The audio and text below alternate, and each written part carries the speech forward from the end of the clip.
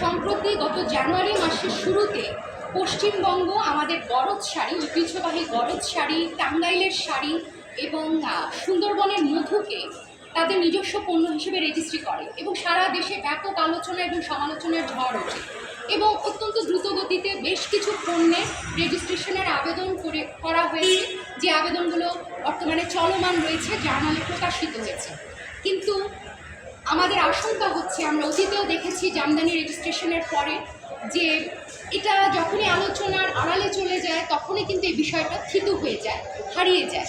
তা আমাদের উদ্দেশ্য হচ্ছে বাংলাদেশ সুপ্রিম কোর্টের একটি ইন্টারভেনশনের মাধ্যমে এ ব্যাপারে সংশ্লিষ্ট সব মন্ত্রণালয়কে নিয়ে আমরা একটি পূর্ণাঙ্গ জিআই প্রোডাক্টের একটি লিস্ট চাই, যেই লিস্ট ধরে ধরে বাংলাদেশ দেশীয় এবং আন্তর্জাতিক বাজারের জন্য রেজিস্ট্রেশন করবে। সেটাই এই রিটের উদ্দেশ্য।